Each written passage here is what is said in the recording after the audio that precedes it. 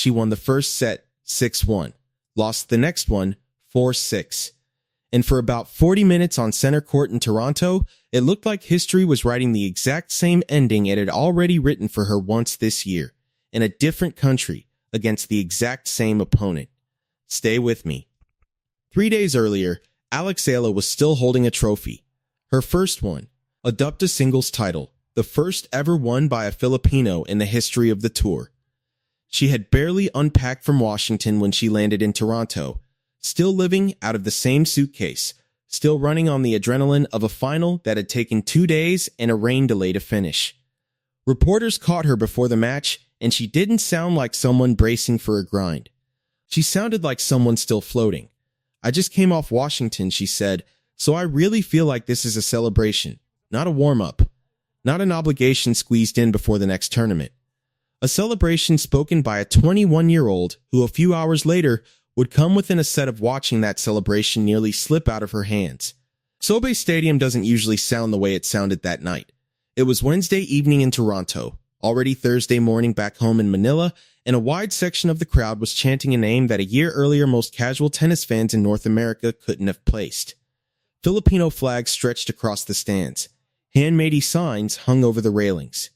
Entire families who had driven in from across Ontario, some who had flown in from much further, all following a player who has turned nearly every tournament she enters into a home game, regardless of which country it's actually being played in. There was a rhythm to the noise every time she won a point, a kind of collective exhale that only builds when a crowd has decided, together, that this particular match matters more than the round number suggests. And underneath all that noise sat a detail most of the crowd already understood without needing to be told. This wasn't just a second-round match on a Wednesday night. This was a rematch nobody in that crowd had asked for, and nobody had forgotten. Because 7 months earlier, in a different city, against this exact opponent, something had happened to Eala that doesn't just show up as a line in a record book. It shows up in how a player carries herself into every match that follows it. But to understand why that old defeat mattered so much, you first have to see how far she had already traveled to get there. Eala grew up in Quezon City, learning the sport on courts that had been painted over old basketball lines, in a country where tennis had never produced a genuine global star. At 13, she left home for Spain, landing a scholarship at the Rafa Nadal Academy, trading a normal adolescence for early mornings on clay courts, a plane ride away from her family, and everything familiar.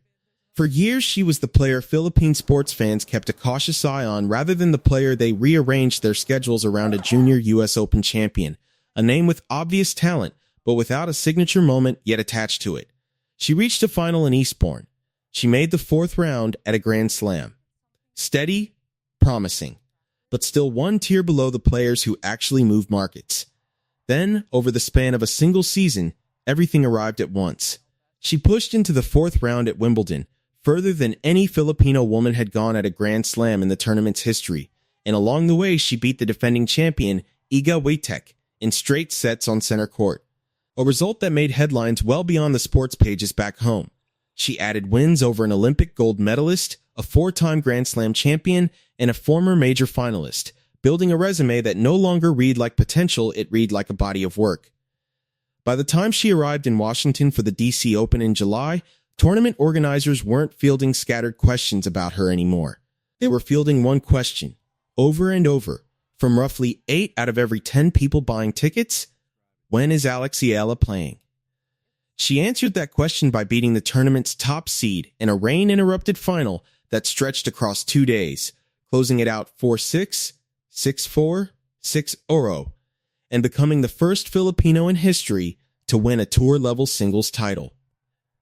21 years old, a career-high ranking of world number 20, a trajectory that most professional athletes spend the better part of a decade building, compressed into a single season. There's a version of this story where that Washington title is the whole headline, the ending, the mic drop moment, the thing you clip and move on from. But titles like that rarely stay still for long once a player is 21 and still improving. Tournament directors were already restructuring how they talked about ticket demand around her. Broadcasters were shifting camera time toward her matches even in early rounds.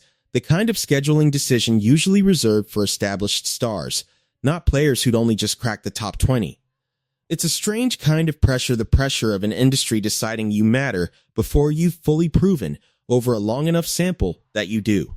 Most players buckle under that kind of premature spotlight. Eala, so far, has simply kept winning inside it, and there's a reason the money has started to follow the momentum. Toronto isn't a WTA 500 event like Washington. It's a WTA 1000, one tier below a Grand Slam, with a total prize pool reportedly north of $7 million and a champion's cheque that has climbed sharply year over year. Every round Eala survives here is worth roughly double the ranking points she earned for winning an entire tournament in Washington. That is the real weight sitting underneath a second-round match most casual fans would scroll past, not just pride, not just points, but a number large enough to change what her career actually looks like financially if this run keeps going. That was the peak. Now rewind further back to January, because that's where this particular story actually turns. Melbourne, first round of the Australian Open. Eala won the opening set 6-0. 6 games to none, the kind of scoreline that is supposed to end matches, not open the door to a collapse. And then Alycia Parks, a powerful American server who shares the record for the fastest delivery in WTA history, found her rhythm. Eala lost the next 2 sets, 3-6 and 2-6, and there was no asterisk to hide behind. No bad line call, no injury, no lapse in effort. Parks simply began landing a serve that very few players on tour have a genuine answer for, and in that moment, on that court, Eala didn't have one either. It wasn't a meltdown.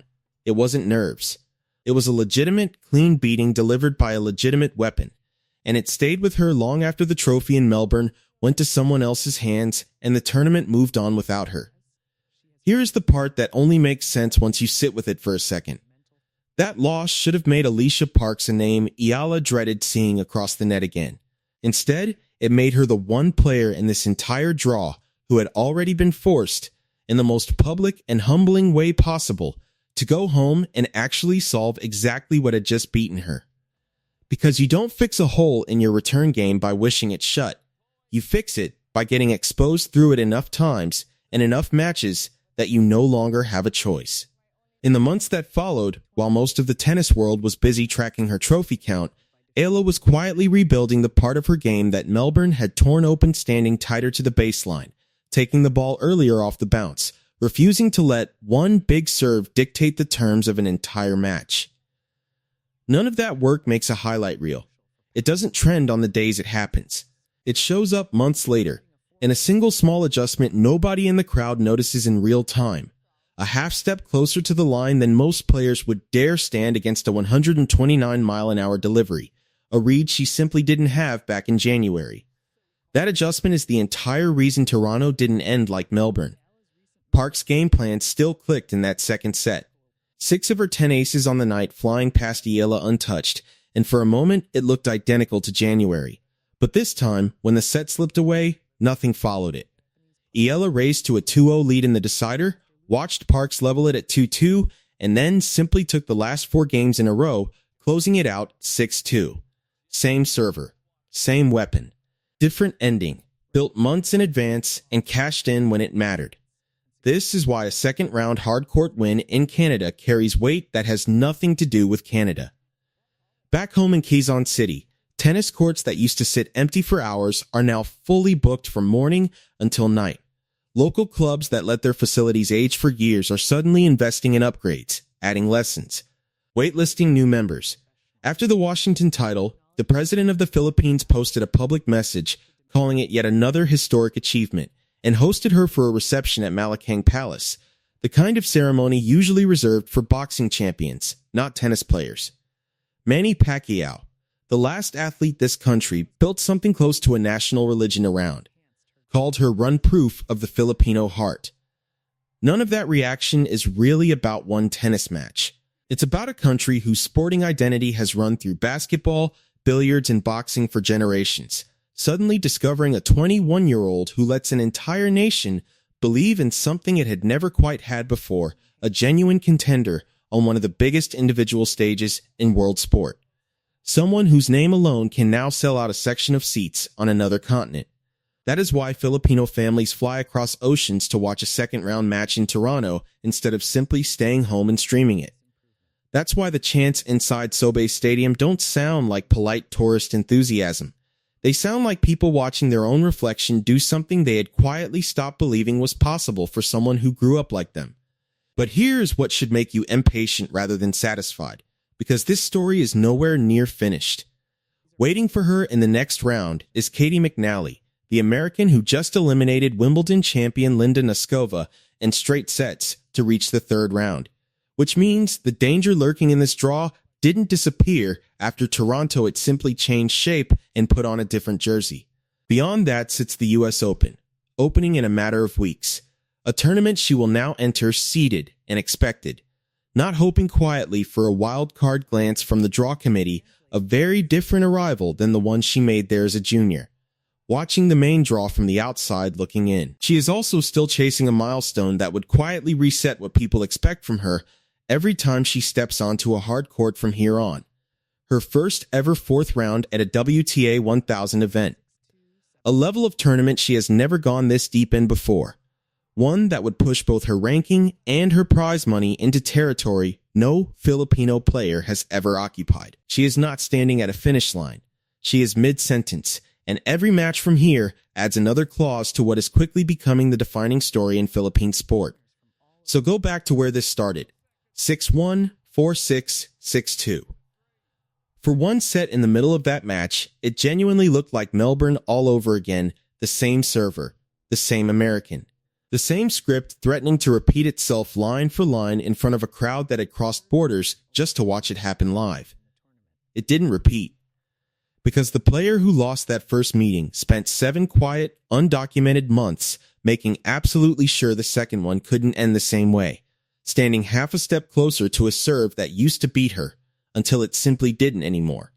Which one of her matches this year did you watch live, Wimbledon, Washington, or this one in Toronto? Drop it in the comments below and let us know. In a few years, when everyone knows this name, you'll want a record of when you knew first.